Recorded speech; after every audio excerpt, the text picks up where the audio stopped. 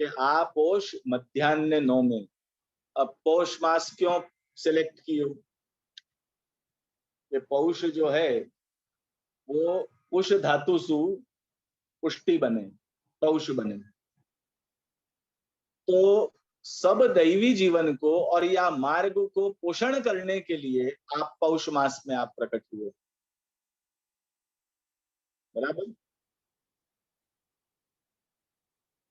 अब क्या कही? मध्यान्ह।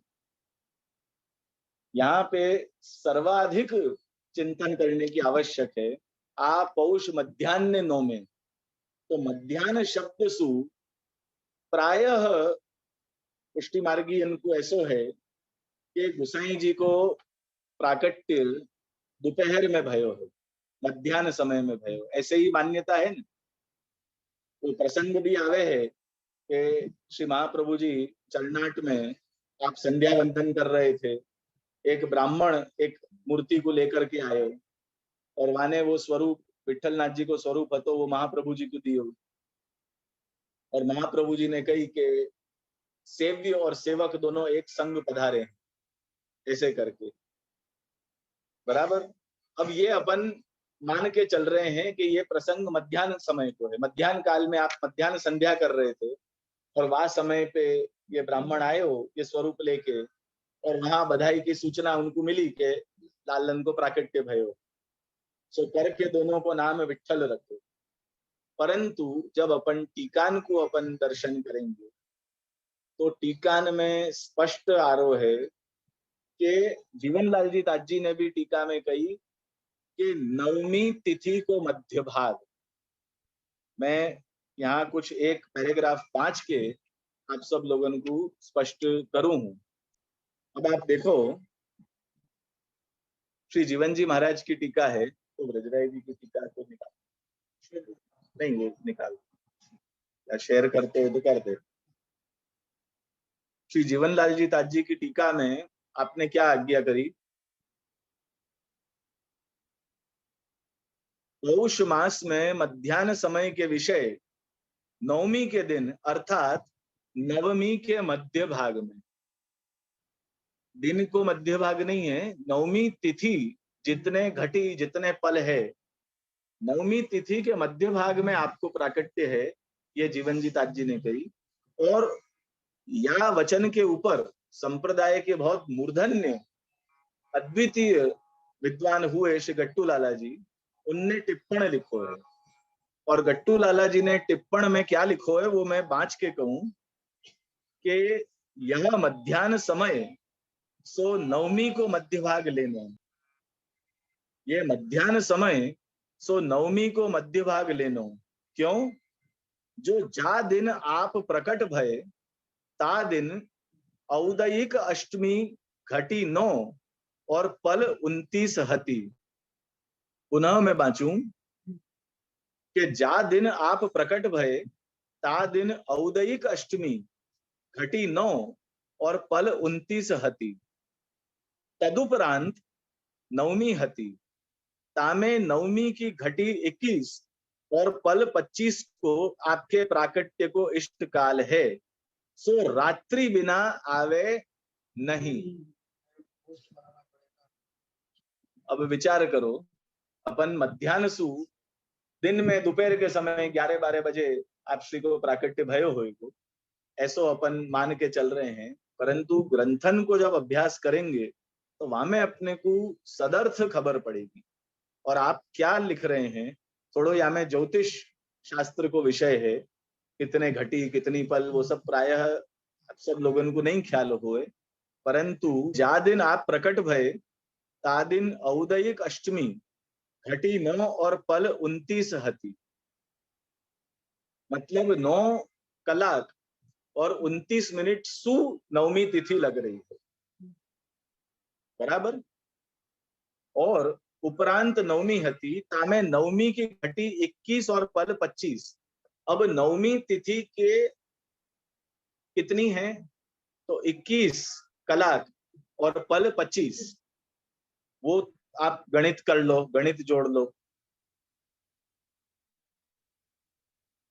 आपके प्राकट्य को इष्ट काल है, सो रात्रि बिना आवे नहीं, और आपको प्राकट्य वृष लग्न में है।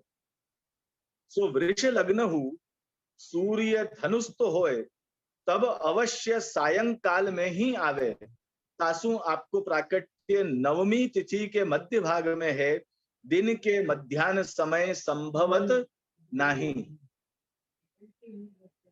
हाँ, और वो सायंकाल में ही आएगा। प्रायः यही जो समय है 6 साढ़े 6 बजे को, यही समय पे आपके प्राकट्य को काल है या के अनुसार। मैं पुनः आज के प्रसंग के माध्यम से संप्रदाय के मूर्धन्य आचार्य वर्ग, विद्वत वरेण्य जो भी हैं, आप सबसे अनुरोध करूं कि यह विषय को और स्पष्टीकरण सबके संप्रदाय के आगे होना चाहिए, तो ये भ्रांति को हमेशा के लिए वाको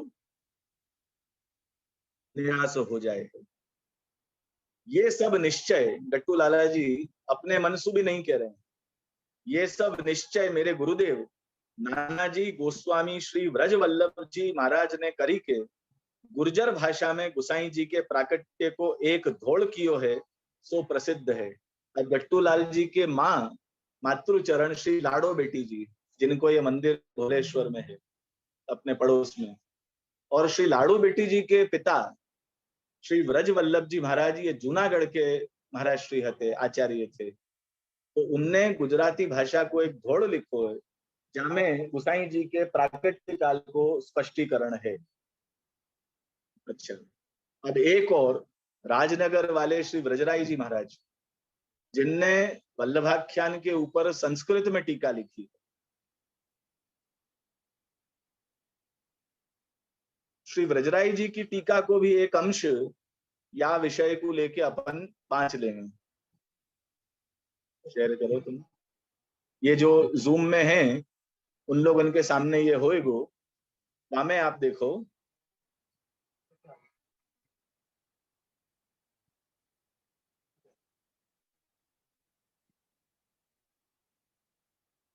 पौष मासे कृष्ण पक्षे नवम्याम मध्याह्ने श्री अक्काजी उरसी अग्रे प्रादुर्भावो भविष्यति तदा आनंदो जातः। यहाँ क्या आप श्री कह रहे हैं कि पौष मास के कृष्ण पक्ष की नवमी तिथि के मध्याह्न के समय श्री अक्काजी उरसी अग्रे प्रादुर्भावो भविष्यति, वह समय पे श्री अक्का जी के उर में, उनके हृदय में, हृदय गुहा में वह समय आनंद प्रकट भयो। बालक प्रकट भयो ये नहीं है, वह मध्याह्न समय में कि अब साक्षात पूर्ण पुरुषोत्तम प्रकटेंगे, ये जो आनंद, ये जो अनुभव है, ये अनुभव श्री अक्का जी को मध्याह्न समय पे भयो। नवम्याम मध्याह्ने श्री अक्का जी उरसी अग्रे प्रादुर्भाव भविष्यति, आगे प्रादुर्भाव प्राकट्य होएगो, तदा आनंद हो जाता है, ये आनंद उनको भयो।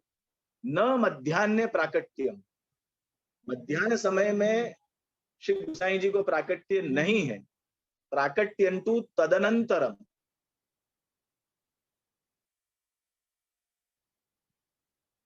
क्या लागियो? तो गोसाई जी को प्राकट्य सायंकाल में प्रायः यही समय पे हुआ है, ऐसो अपन मान के चलें। मध्याह्न शब्द सु दोपहर के समय पे प्राकट्य है ऐसो नहीं। अब आगे चलें। आप पौष मध्याह्न नवमे, अब नवमी तिथि सु, नवमी तिथि ही आपने क्यों चूज करी?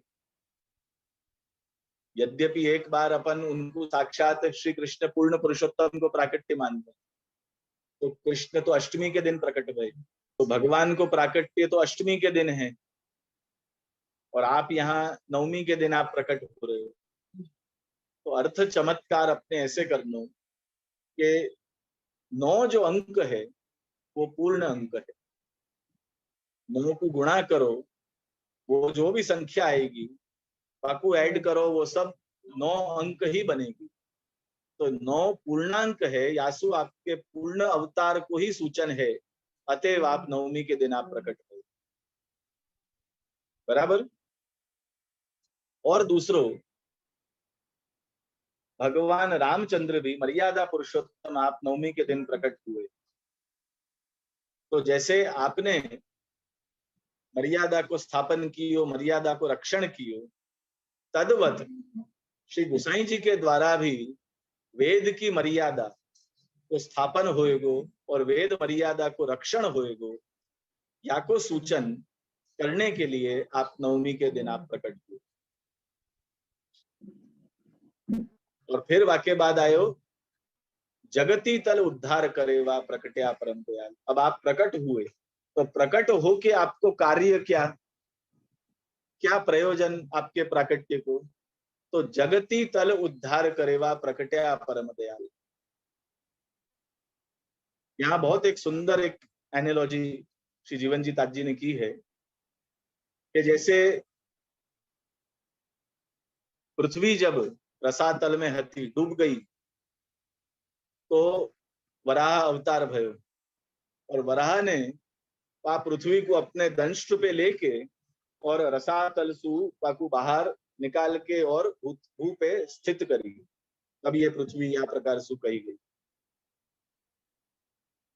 अब वो तो रसमग्न हती और बाहर काढ़ी, परंतु आप क्या करेंगे, श्री गोसाई जी, श्री विठलनाथ जी क्या करेंगे कि अपने वचन सुधा रस सु प्रत्येक दैवी जीव को, प्रत्येक भक्त को भक्ति रस सु आप आर्द्र आर्द्र करते थे। वहां तो पृथ्वी जो जगती तल जो हतो वो तो रसमग्न हतो, लेकिन रस सु आकू बाहर काढ़ी।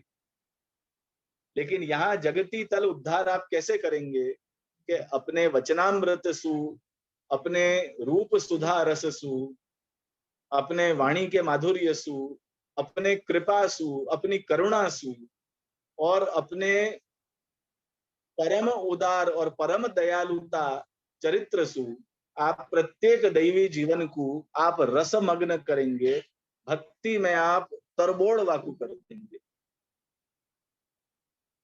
जैसे अपन मिष्टान अपन खावे रसगुल्ला, गुलाब जामुन, तो वो कैसे चाशनी में पूरे डूबे भय हुए और वाकू चाशनी से अपन कुंडा में से निकालें और स्क्वीज करें तो कैसे रस चाशनी कैसे निकले है। तो ऐसे श्री गोसाई जी के चरित्र को और गोसाई जी के स्वरूप को सामर्थ्य ऐसो है कि जो भी जन उनके शरण में आएगो, उनमें श्रद्धा रख के उनकी शरण स्वीकारेगो, वह जीव को श्रीमद प्रभु चरण भक्ति रस सु तरबोड़ कर देंगे, वाकू डुबा देंगे भक्ति रस में। ऐसी कृपा आप विचारेंगे तो श्रीमद प्रभु चरण के दिव्य जो विभिन्न जो चरित्र हैं उनको संक्षेप में अपन समझने को प्रयास करें।